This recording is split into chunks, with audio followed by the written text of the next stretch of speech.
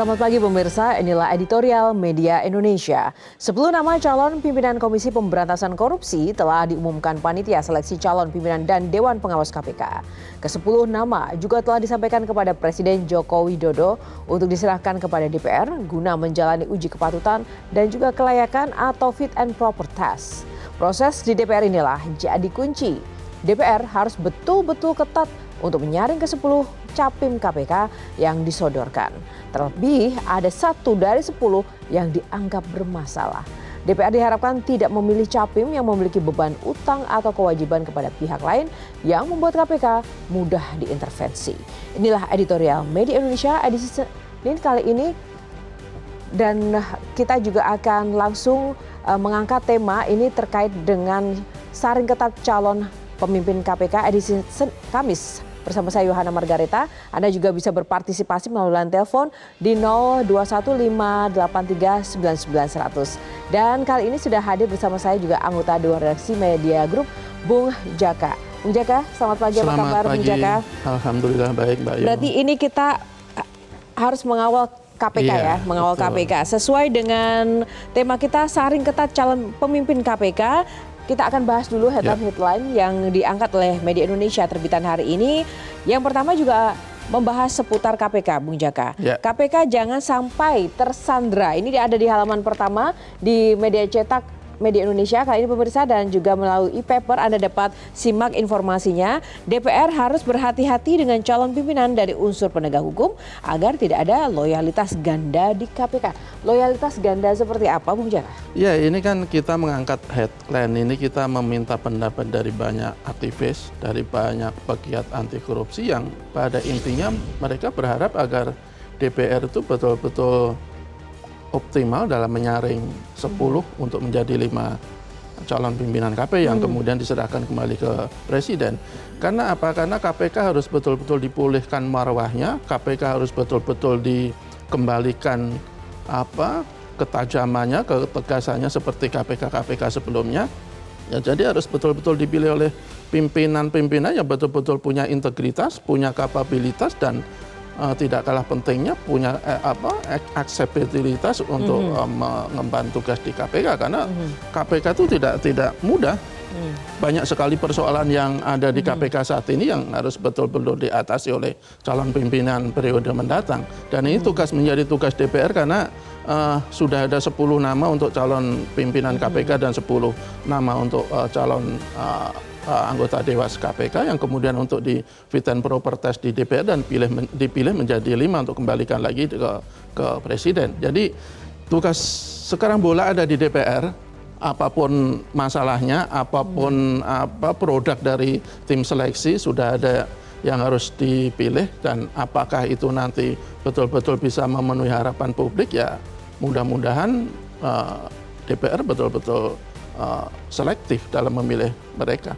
Nah, berarti sekarang kuncinya adalah bagaimana kemudian harus mengawal DPR juga di KPK-nya. Ini adalah kunci dari segala kunci kredibilitas KPK ada di DPR yang menyaringnya. Baik, itu tadi untuk halaman pertama headline utama KPK jangan sampai tersandra. Kita masuk ke halaman 2 pemirsa. Ada beberapa isu utama. Baik, tadi tentang Timur Tengah pemirsa. Yang kedua adalah pemerintah telat antisipasi pelemahan ekonomi, di mana perekonomian Indonesia pada September 2024 kembali mencatatkan deflasi bulanan untuk 5 kalinya berturut-turut. Kegiatan industri manufaktur juga masih menyusut.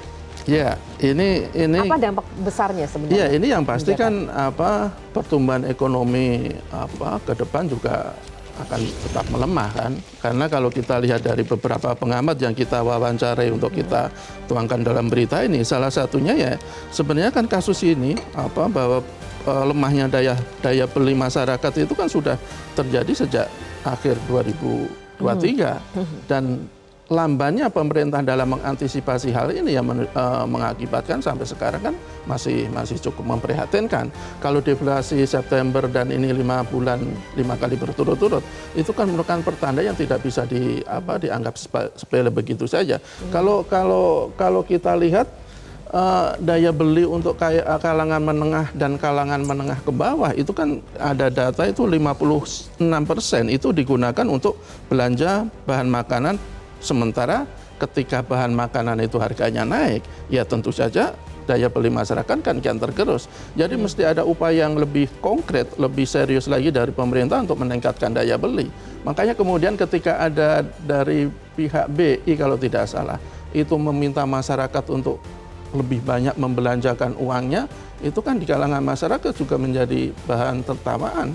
Bagaimana kita belanja lebih banyak belanja kalau uangnya tidak ada? Kalau situasinya sudah situasi keuangan di keluarga itu sudah buruk. Jadi ini mesti betul-betul diperhatikan oleh pemerintah sehingga daya beli masyarakat bisa naik, sehingga deflasi tidak terus terjadi, dan paling tidak ya masyarakat tidak terus terbebani oleh segala macam beban yang ada di depan mereka. Betul. Ini faktor dan sektor ekonomi menjadi perhatian dan juga penentu juga bagaimana kemudian nanti juga pemerintahan ke depan ini bisa mengelola di tengah beban utang yang hingga ribuan triliun itu masih menyandera. Otomatis ini juga sesuai sebenarnya dengan judul editorial ini, bahwa betapa peran aktif KPK ini, jika KPK ini bisa kemudian kembali menjadi singa untuk dapat ditakutin oleh para koruptor yang kemudian mengeruk kekayaan negara sedemikian rupa, itu juga bisa sedikit banyak membantu stabilitas perekonomian pemasukan kita. Betul, ya kan? Betul. Jadi tidak digerogoti oleh para koruptor begitu loh. Bahkan kalau dulu kan sempat ada pernyataan dari Pak Abraham Samad kalau tidak salah, kalau korupsi itu betul-betul bisa diberantas, negara kita itu setiap orang kan bisa mendapatkan 20 juta atau berapa puluh juta setiap bulan. Itu kalau korupsi tidak ada. Artinya itu menunjukkan betapa banyaknya keuangan negara yang digarong oleh para koruptor. Dan untuk menindak mereka ya dibutuhkan, tadi Mbak Yo bilang, KPK itu harus betul-betul menjadi singa. Kalau kita nggak tahu sekarang KPK itu apakah masih menjadi singa.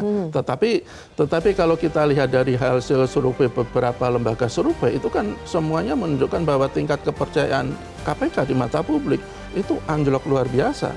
Kalau sebelum-sebelumnya itu selalu di 2 besar, hanya di bawah TNI tingkat kepercayaannya, belakangan itu jauh sekali, bahkan paling rendah di antara para lembaga penegak hukum, di bawah kejaksaan, di bawah kepolisian, di bawah Mahkamah Konstitusi, dan hanya di atas lembaga politik, di atas DPR, di atas partai politik. Jadi ini menunjukkan bahwa KPK itu perlu diselamatkan. Caranya apa? Ya dia perlu pemimpin-pemimpin yang betul-betul punya kemampuan, punya kapabilitas, dan paling penting adalah punya integritas. Inilah adalah tugas dari DPR untuk memilih 5 dari 10 yang sudah ditentukan oleh tim seleksi untuk kemudian dilakukan fit and proper test dan dipilih 5 orang yang betul-betul memberikan harapan untuk bisa membangkitkan kembali KPK.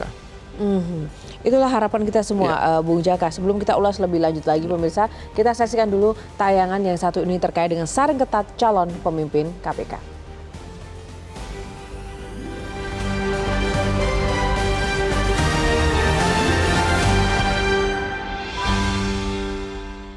Saring ketat calon pemimpin KPK.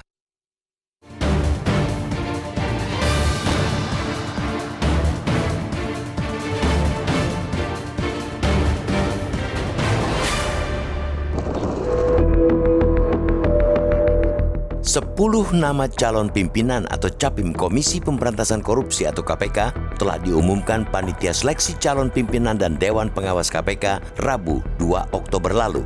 Nama-nama tersebut juga telah disampaikan kepada Presiden Joko Widodo untuk diserahkan kepada DPR untuk menjalani uji kepatutan dan kelayakan atau fit and proper test. Fase di tangan DPR ini menjadi titik kritis. DPR akan memilih 5 nama yang bakal menahkodai KPK sekaligus menjaga marwah lembaga anti rasuah yang dalam beberapa waktu belakangan terjerembab. Publik tentu belum lupa, KPK di era kepemimpinan Firly Bahuri syarat dengan masalah. Masalah membelit dari ketua hingga level pegawai, dari kasus hukum hingga persoalan etika. Kini tentu masyarakat berharap DPR betul-betul menunjukkan komitmennya pada pemberantasan korupsi. Caranya dengan memilih capim yang tidak bermasalah secara hukum, memiliki integritas tinggi, memiliki independensi, dan menjunjung tinggi etika. Untuk mendapatkan pimpinan KPK yang seperti itu, ajang uji kepatutan dan kelayakan capim KPK di DPR menjadi salah kunci. maka kita mesti sama-sama mendesak agar DPR tidak menjadikan proses itu sebagai ajang transaksional atau semata demi melayani kepentingan individu atau kelompok tertentu. DPR harus betul-betul ketat menyaring dan menguliti ke-10 capim KPK yang disodorkan. Dengan meloloskan capim yang punya rekam jejak masalah, baik persoalan hukum maupun etika, sama saja DPR tak ingin KPK bangkit dari keterpurukannya. Hal ini bukan tidak mungkin terjadi, sebab dari 10 capim yang diloloskan itu, ada beberapa nama yang dinilai bermasalah. Salah satunya ialah ex-pimpinan KPK era Firly Bahuri, yakni Yohanis Tanak. Yohanis memiliki catatan buruk soal etika. Semestinya sejak awal pun dia tidak layak masuk dalam daftar capim KPK. Di samping itu, DPR juga harus memilih capim yang memiliki benturan politik paling minim. Pasalnya, seperti yang sudah-sudah, capim dari penegak hukum masih mendominasi. Ada yang dari kepolisian, kejaksaan, dan kehakiman. Pansel sepertinya tetap memberi karpet merah kepada capim dari unsur penegak hukum. Capim dari unsur penegak hukum ini diyakini memiliki beban kelompok. Berikutnya, DPR diharapkan tidak memilih capim yang memiliki beban utang atau kewajiban pada pihak lain.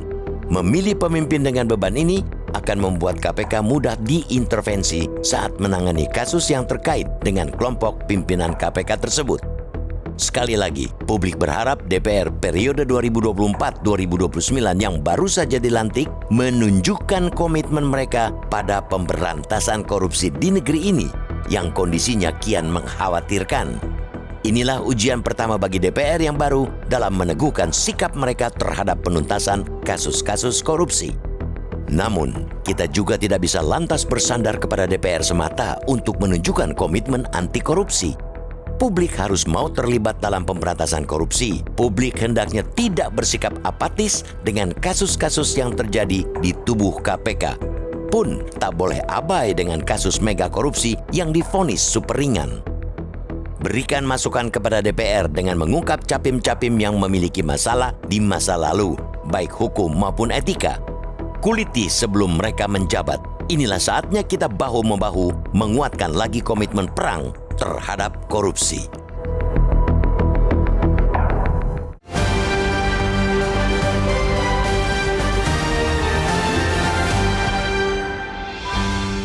Ya pemirsa, kami ingatkan Anda untuk bisa berpartisipasi dan berinteraksi terkait tema yang kami bahas dalam editorial hari ini melalui telepon interaktif di nomor 021 583 9900. Editorial akan segera kembali seusai jeda.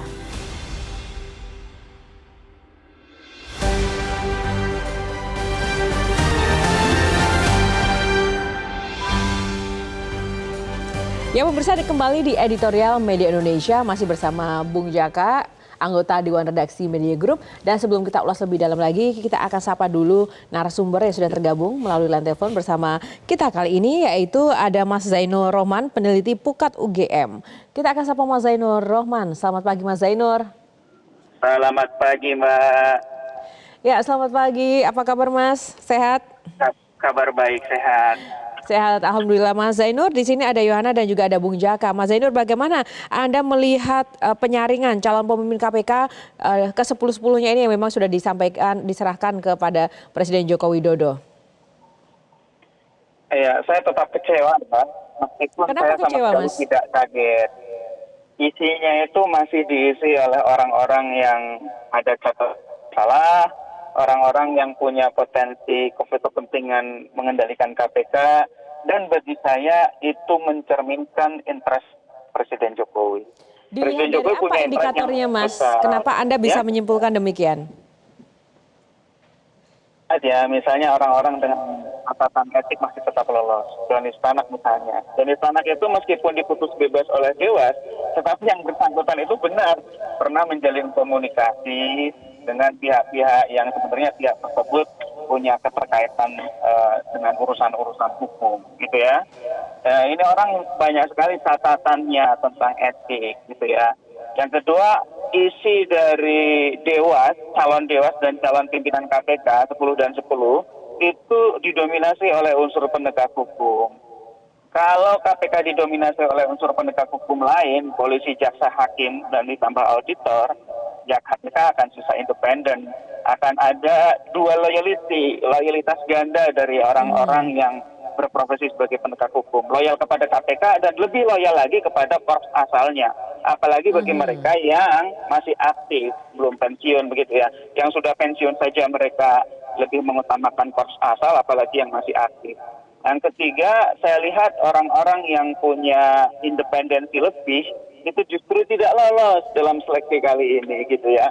Saya melihatnya ini memang tidak lebih dari interest Presiden Jokowi untuk mengamankan diri pasca lengser gitu ya. Apalagi kan Presiden Jokowi saat ini sedang menghadapi banyak persoalan terkait dengan KPK begitu ya. Putranya namanya Kaisang Pangarep itu sedang misalnya diperiksa oleh KPK untuk ditentukan status dugaan penerimaan gratifikasinya begitu ya. Jadi ini memang adalah masa-masa yang sangat menentukan buat Presiden Jokowi begitu ya.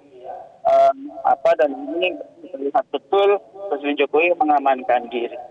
Nah, Mas, ketika pada akhirnya ya, apapun kepentingannya, bahwa kepercayaan publik itu turun, terus kemudian kita juga melihat mungkin formasi dari calon pemimpin KPK ini ternyata juga berpotensi mungkin tidak akan independen begitu. Sebenarnya jika demikian, KPK ini masih perlu tidak kalau pada akhirnya ujung-ujungnya hanya akan mewadahi kepentingan-kepentingan kelompok, golongan, atau bahkan hanya mewadahi kepentingan politik tertentu? Yang pertama, KPK tidak mungkin dibubarkan karena beban politik yang akan ditanggung oleh rezim yang membubarkan itu terlalu besar. Presiden Jokowi atau nanti Presiden Prabowo itu tidak akan berani karena akan dituduh sebagai pendukung koruptor, anti terhadap pemberantasan korupsi. Yang kedua, kalau dilihat dari indeks persepsi korupsi 34 kemudian mau membubarkan KPK, ya artinya memang kita sudah semacam mengesahkan tindak pidana korupsi ya, nggak usah lagi dianggap sebagai tindak pidana gitu kan. Karena aparat penegak hukum lain sampai sekarang juga tidak efektif. Kepolisian, kejaksaan itu juga tidak lepas dari persoalan korupsi. Alih-alih membersihkan, sapunya saja masih kotor begitu ya. Artinya memang ada kebutuhan Indonesia untuk punya lembaga pemberantas korupsi yang efektif dan independen. Sayangnya ya kekuasaan tidak suka kalau KPK-nya itu independen. Makanya dikendalikan dengan cara apa? Dengan cara dibuat sedemikian rupa ditundukkan di bawah kekuasaan eksekutif, di bawah presiden. Yang kedua, pimpinan KPK-nya itu ditanam orang-orang yang memang saya percaya adalah orang-orang yang sejak awal diplot untuk kepentingan pemerintah. Dari awal kan Pukat menolak panselnya, Mbak. Panselnya itu kan didominasi oleh unsur pemerintah. Nah, kalau panselnya sendiri tidak independen, panselnya tidak mencerminkan kepentingan masyarakat, ya bagaimana mungkin mereka akan memilih yang independen juga? Ya kan yang mereka pilih yang sesuai dengan kepentingan mereka gitu ya, kepentingan pemerintah. Tapi kita masih punya harapan sebenarnya Mas Zainur ketika pada akhirnya nanti DPR kan yang akhirnya akan memutuskan. Persoalannya adalah DPR yang sebagai kunci untuk penegakan hukum juga ini melalui seleksi KPK ini bisa nggak ya kita andalkan? Secara konsep bisa, tetapi tidak juga. Secara praktik saya lebih pesimis lagi di DPR. Kenapa? Karena DPR ini kan juga salah satu pasien utama KPK ya dari tahun ke tahun ya. Kita ingat 2019 dulu DPR mau milih kawan-kawan pimpinan KPK yang menjanjikan mengutamakan pencegahan daripada penindakan. Kenapa? Karena kalau KPK-nya mengutamakan penindakan, yang kena pertama justru DPR-nya begitu. Nah, ini secara konsep memang kita berharap kepada DPR untuk memilih yang terbaik dan membuang mereka-mereka yang punya cacat etik, cacat hukum, tidak independen, tidak profesional, tidak punya semangat spirit pemberantasan korupsi. Secara konsep kan seperti itu. Tapi kan DPR ini lembaga politik, bukan lembaga persoalannya independen. sekarang begini, Mas Zainur. Jika dari fakta-fakta yang Anda sampaikan tadi begitu ya, walaupun kita masih menunggu apakah memang benar begitu potensi-potensi kekecewaan Anda ini terbukti, sebagai masyarakat apa yang harus dilakukan dan juga ke depan akan seperti apa ini nasib pemberantasan korupsi di negara kita begitu dengan fenomena yang tadi ada ulas dan apa pencegahannya begitu? Siapa yang bisa kemudian untuk mungkin bertindak untuk menyelamatkan negara ini dari para koruptor jika lembaga anti rasuahnya sendiri ternyata ada potensi tidak independen? Ya, agenda pemberantasan korupsi itu bukan agenda elit. Elit nggak punya kepentingan memberantas korupsi. Korupsi itu lebih nyaman buat elit-elit kita. Yang punya agenda pemberantasan korupsi adalah rakyat. Karena uang rakyat dicuri oleh elit-elit yang nakal itu. Sehingga kalau rakyatnya diam, elitnya senang. Rakyatnya diam, elitnya sangat bersyukur, begitu ya. Kalau dikatakan apakah ini saya soal pesimisme, saya lebih baik mengutarakan ini sejak awal bahwa rakyat tidak bisa terlalu banyak berharap tanpa rakyatnya sendiri bergerak. Rakyat itu harusnya mengorganisir diri, marah atas agenda pemberantasan korupsi yang dikantongin, yang dikeketin oleh Presiden Jokowi dengan nama-nama yang sudah dipersiapkan itu, gitu ya. Lantas bagaimana caranya? Tekan, masing-masing rakyat ini kan punya jagoan, pilihan, anggota DPR kah, parpol kah, gitu ya, atau capres-capres yang dipilih kemarin kah, kan masing-masing punya jagoan. Minta akuntabilitas kepada mereka agar DPR jangan semakin menjerumuskan Indonesia ke jurang korupsi. Caranya bagaimana? Buang nama-nama yang bermasalah dan tindak independen itu. Masih ada kesempatan. Tidak-tidaknya yang ya sedikit lebih independen lah. Kalau yang independen sama sekali, yang independen betul-betul saya tidak lihat dari 10 nama dan 10 nama itu ya. Tetapi tidak-tidaknya yang tidak terlalu parah-parah amat lah yang dipilih lah gitu. Itu Mbak. Baik, Mas Zainur, harapan tetap harus kita suarakan begitu ya. Salah satu yang mungkin memang perlu kita garis bawahi adalah semoga masih ada hati nurani, moral, dan political will yang baik di hati para wakil rakyat kita untuk benar-benar ya membantu mewakili rakyatnya mewujudkan pemberantasan korupsi yang optimal begitu. Terima kasih Mas Zainur untuk ulasannya bersama editorial Media Indonesia pagi ini. Salam sehat selalu. Terima kasih. Ya, Bung Jaka, silakan langsung saja tanggapannya karena tadi yang disampaikan oleh Mas Zainur semuanya on point begitu ya, mewakili keresahan banyak pihak. Iya, sebenarnya kan tidak hanya Mas Zainur yang memprihatinkan penindakan pemberantasan korupsi di negara kita. Saya yakin banyak juga kok rakyat yang berperasaan atau bersikap yang sama. Jadi kalau kita terlalu berharap terhadap 10 yang nanti akan disaring menjadi 5, ya saya kira tidak pas lah ya kalau kita betul-betul terlalu berharap. Tetapi kalau kita langsung pesimis, ya menurut saya ya, belum waktunya. Kita masih punya harapan kepada DPR untuk memilih orang-orang yang semestinya itu terbaik di antara terbaik. Tetapi kalau fakta yang ada dari 10 orang ini yang mungkin ya terbaik di antara yang biasa saja. Karena atau bahkan ada yang bilang terbaik di antara yang terburuk. Kalau tadi Mas Zainur bilang sangat meragukan independensi mereka, dan ini sebenarnya betul bahwa ini kan persoalan rekrutmen atau seleksi ini kan sudah bermasalah sejak awal. Tim seleksi didominasi oleh unsur pemerintah. Orang-orang yang semestinya bisa kita jadikan sandaran pengharapan untuk perbaikan pemberantasan korupsi justru mental di tengah jalan. Saya ambil contoh untuk Sudirman Said. Pak Sudirman itu kan dikenal sebelum sebagai menteri adalah aktivis anti korupsi. Ketika menjadi menteri juga cukup gigih dalam menindak penyelewangan. Dia juga sangat kritis terhadap penyimpangan, tetapi di proses seleksi kan akhirnya kan gugur. Banyak yang menganggap bahwa ya dari awal meragukan Pak Sudirman Said itu akan berhasil lolos ke kursi pimpinan. Banyak sekali yang meragukan itu ya karena dia berseberangan kok dengan pemerintah, sangat vokal mengkritik Pak Jokowi kan. Nggak mungkin presiden bisa meloloskan meskipun katanya tidak cawe-cawe ya. Ya sangat kecil kemungkinan dia meloloskan orang-orang seperti itu. Bung Jaka, kan sebenarnya ini kan belum dibawa ke DPR begitu ya, tapi sudah dibawa ke presiden. Sebenarnya untuk kemudian simbolisasi independensi para pimpinan KPK ini, calon pimpinan KPK ini kan ketika sudah terpilih, apakah sebenarnya memang tidak perlu bertemu dengan presiden dulu ya? Ya. Walaupun itu sebenarnya masalah teknis, tapi kan itu sebuah simbol begitu. Karena belum terpilih, ya sudah ketika dipilih barulah ketemu begitu. Iya, semestinya kan seperti itu. Tapi ya apalah artinya sebuah simbol, Mbak. Tapi kalau fakta di lapangan, kinerjanya nanti tetap saja juga tidak independen kan.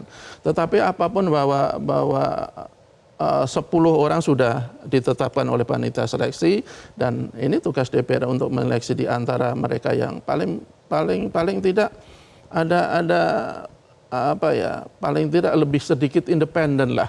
Nah, tapi kalau kita melihat dari pernyataan dari Mas Zainur tadi ya, tadi saya tanya DPR bisa diandalkan nggak? Langsung tegas Mas Zainur bilang enggak. Tapi kalau Bung Jaka sendiri gimana? Bisa diandalkan nggak DPR? agak susah juga ya kita terlalu berharap terhadap DPR. Bahkan selama ini ya jadi proses politik yang syarat dengan kepentingan tertentu dalam melakukan fit and proper test seperti itu kan. Ya itulah sebelumnya juga tadi Mas Janur bilang dulu malah ada pimpinan yang akan mengutamakan pencegahan tapi akhirnya dipilih. Dan faktanya apa? Faktanya di periode KPK yang terakhir yang saat ini masih berlangsung itu kan periode yang paling buruk. Kalau kita lihat calon pimpinan dari dari 5 pimpinan KPK, 4 yang bermasalah dengan kasus. Pertama Ibu Lili Pianturi Siregar. Dia berhubungan dengan pihak BA yang berperkara. Dia kena sanksi etik dan dikasih sanksi pemotongan 40% dari gaji. Tapi dia kemudian mengundurkan diri sebelum kasusnya dibawa ke ranah pidana. Kemudian ada Firly Bahuri, ketua KPK yang menjadi tersangka kasus pemerasan, kemudian dipecat dan mungkin baru di negara kita ada ketua KPK yang semestinya menjadi ujung tombak, menjadi panglima pemberantasan korupsi, tapi malah terjerat kasus korupsi.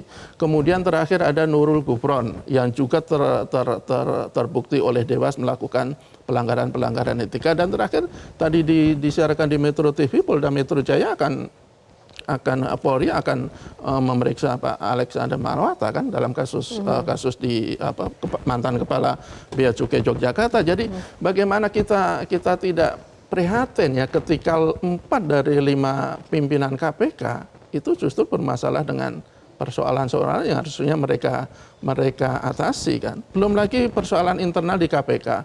Bagaimana rutan KPK justru menjadi arena pemerasan bagi para pegawai KPK. Kalau kita lihat di persidangan yang masih berlangsung, jadi kok sungguh miris ya. Bagaimana dia pegawai rutan KPK bertindak sebagai preman, bertindak sebagai pengemis, preman dia menetapkan pungli sekian, kalau tidak akan memberikan akses, memberikan fasilitas bahkan harus untuk sholat Jumat pun, itu dari kesaksian fakta di persidangan, untuk sholat Jumat pun harus rutin memberikan setoran. Kemudian juga ada pegawai KPK yang mengeluh kepada tahanan karena atapnya bocor, minta sumbangan. Jadi gimana kita bisa berharap kepada KPK yang diisi oleh orang-orang yang sungguh tidak kompeten. Tidak kompeten dan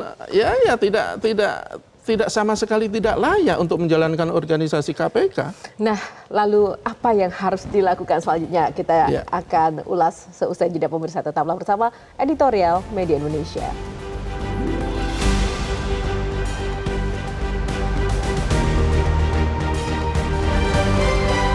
Paper. Dengan sajian konten berbasis intelektual dan meneguhkan kebangsaan, Media Indonesia tampil dengan lebih dinamis melalui e-paper Media Indonesia yang dapat Anda akses kapan saja, di mana saja.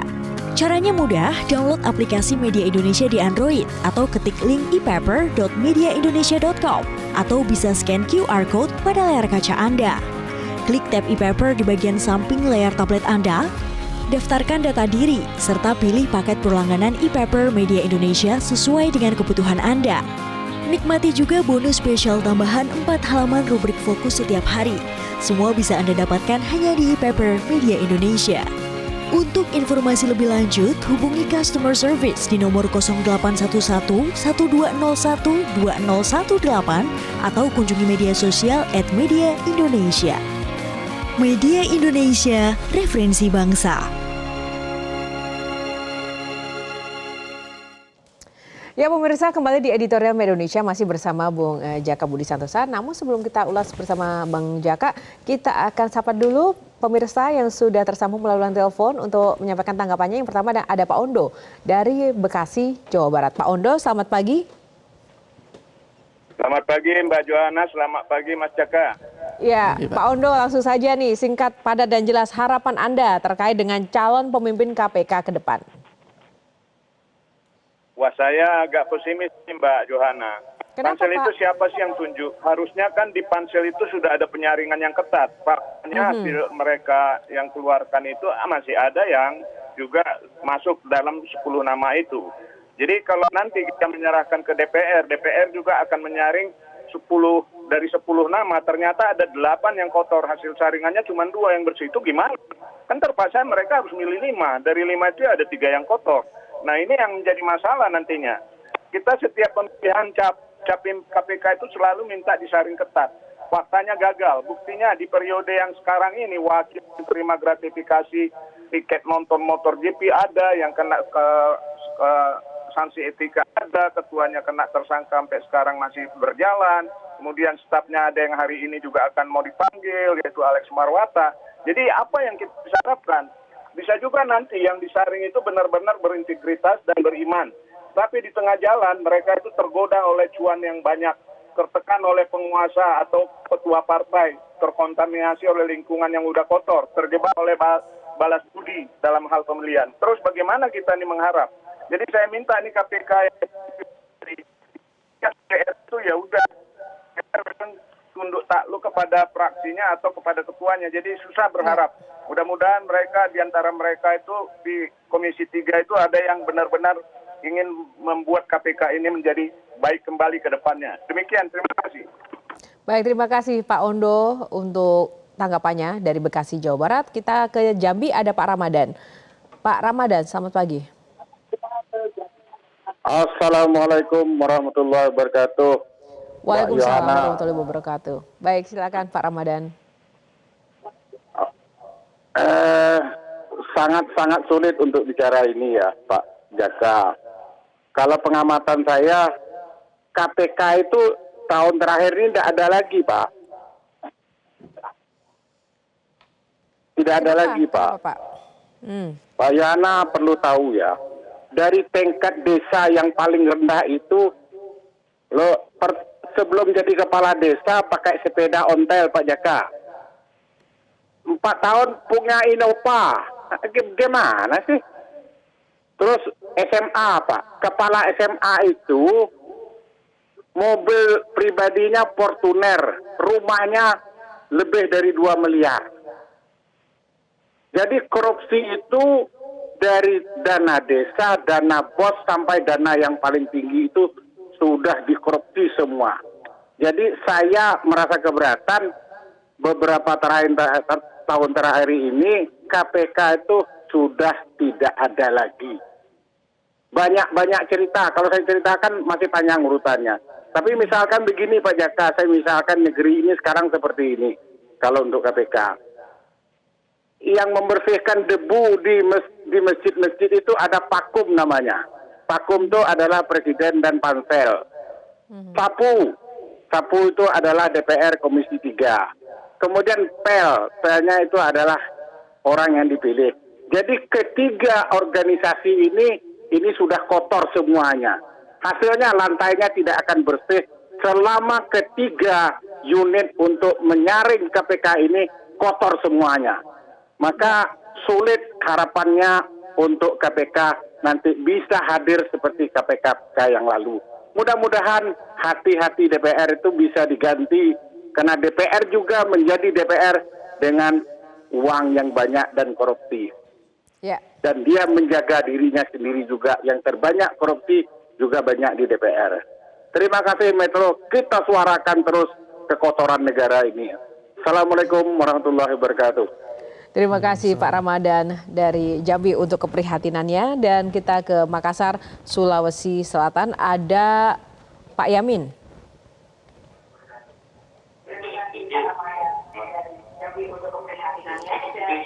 Pak Yamin? Ya, siap. Ya, Pak Yamin, mungkin Baik. suara televisinya boleh dikecilkan terlebih dahulu, Pak, agar tidak feedback. Ya. Jadi, ya, terima kasih Metro TV. Terima kasih Ibu Yohana Margareta ya. Ya, ini Silakan, persoalan KPK ini saya lihat yang sekarang ini masih pakai saringan yang lama. Jadi saringannya mungkin bocor. Jadi persoalan yang disaring dan yang menyaring. Kan di situ. Jadi karena tadi pembicara sebelumnya ada 8 orang yang masih digunakan, mungkin gunakan saringan yang lama. Ya, ini diharapkan ini kan saring ketat. Bagaimana caranya menyaring ketat kalau penyaringnya juga masih gunakan yang lama barangkali, sehingga dipakai lagi orang yang lama. Oke, jadi kemudian begini, Kalau saya lebih condong dikuatkan saja institusi resmi yang dari zaman dahulu, polisi, kejaksaan, dan hakim-hakim tipikor itu dikuatkan saja. Karena persoalannya ini kan antara ayam dengan telur. Yang duluan lahir itu ayam atau telur yang duluan ada, telur atau ayam. Maksudnya ini polisi, kejaksaan, kemudian badan peradilan, itu kan sudah ada. Nah, tinggal undang-undangnya. Nah, ini undang-undang mengenai perampasan aset sudah jadi-jadi. Karena kalau saya tidak salah tangkap, di luar negeri itu kan lebih jahat penindakannya. Malah dipancung, potong tangan. Tapi kan di Indonesia kan mungkin harus berbasis Pancasila. Undang-undang harus Pancasilais. Ah, sekarang kalau perampasan aset itu sudah dianggap sesuai dengan artinya undang-undang yang Pancasilais, tapi orang masih takut, ya namanya kejahatan harus dilawan dengan kejahatan. Artinya hanya orang yang berani yang dianggap jahat, misalnya memiskinkan. Petugas yang berani. Pesan Anda untuk DPR nih Pak? Apa pesan Anda untuk DPR? Singkat saja, karena DPR jadi kunci. Udah, kalau tidak bisa, DPR tidak mampu menerbitkan undang-undang perampasan aset, buatlah undang-undang penguatan institusi yang sudah ada. Baik. Kejaksaan itu bagus-bagus semua, kejaksaan, kepolisian bagus-bagus semua. Ya baik, terima kasih Pak Yamin untuk ulasannya dari Makassar, Sulawesi Selatan. Bung Jaka, tadi ada beberapa catatan yang menarik ya. Misalnya tadi ada Pak Ramada dari Jambi yang ada menggarisbawahi bahwa ya masih ada harapan DPR, karena ke DPR kan pasti kan juga ingin mengamankan dirinya sendiri. Artinya dia juga harus punya integritas dong, begitu. Atau malah justru dengan memilih orang-orang yang mungkin bisa disetir, itu malah membuat dirinya aman, ada jaminan seperti itu. Nah ini yang mana ini? Iya, mengamankan diri dalam konteks apa? Mengamankan diri agar mereka dikenal sebagai anggota DPR yang betul-betul mewakili rakyat yang bersih, atau mengamankan diri dalam konsep mengamankan kepentingan diri dan kepentingan kelompoknya. Nah, Bung Jaka, jangan dilanjutkan dulu, kita akan jeda dulu. Sesaat lagi editorial Media Indonesia akan segera kembali.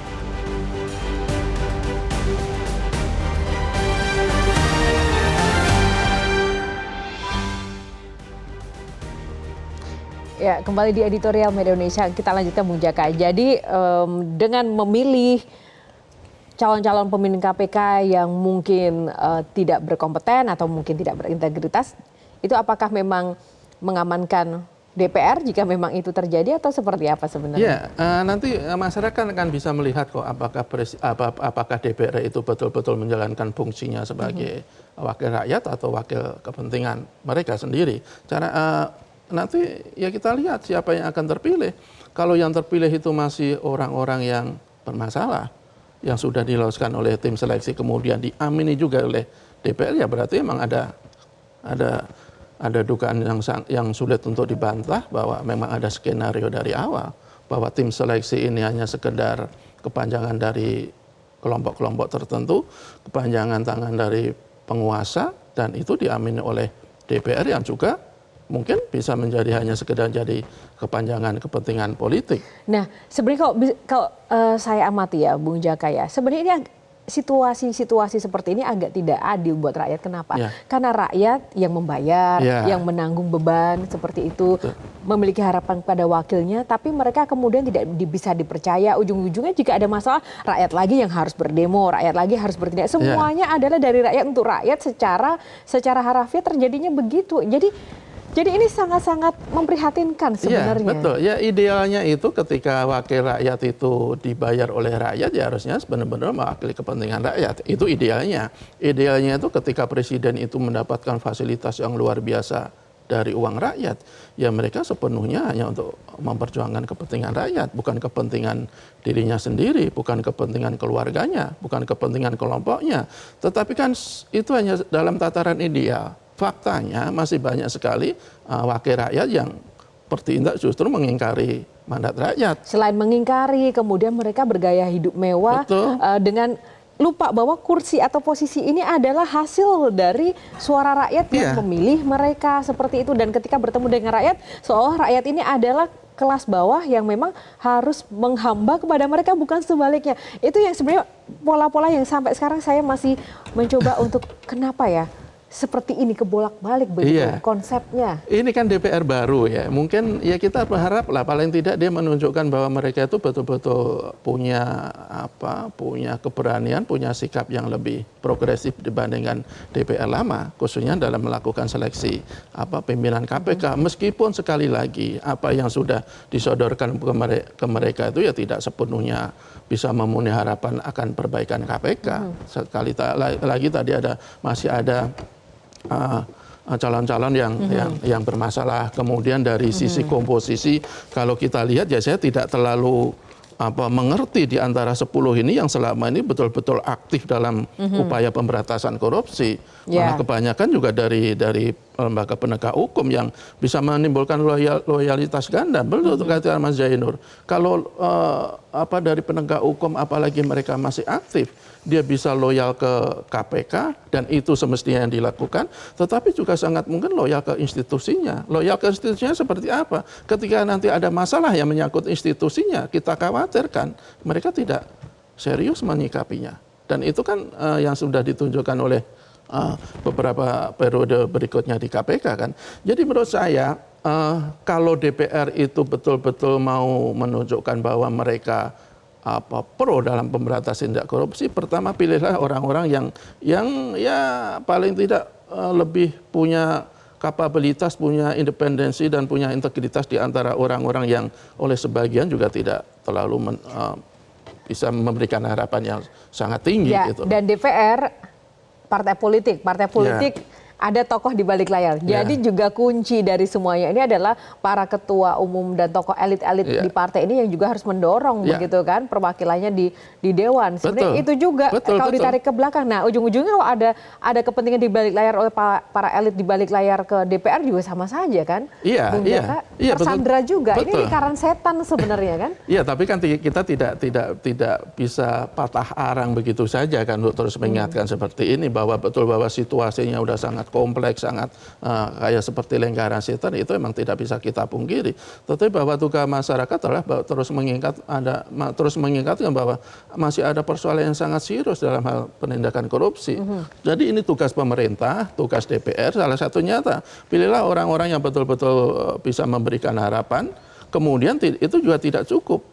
Berikan KPK itu kembali seperti semula. Kalau DPR mau, kalau pemerintah mau, ya kembalikan mereka tidak lagi berada di rumpun eksekutif. Nah, revisi lagi undang-undang. Sedikit Bung Jaka sebelum kita closing ya. Kembali seperti semula itu di zaman siapa dan periode yang mana sebenarnya sih? Ya nanti ini kan DPR udah DPR baru. Nanti kalau ada pemerintahan sebentar lagi ada pemerintahan baru 20 Oktober. Kalau nanti kalau dari visi misinya Pak Prabowo, salah satu yang menjadi prioritas kan adalah memberantas korupsi.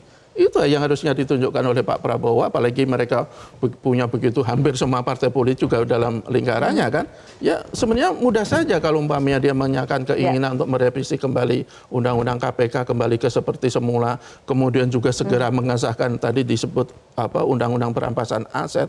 Dengan begitu kita bisa berharap KPK akan kembali menjadi singa dan pemberantasan korupsi akan kembali optimal. Saya pikir itu.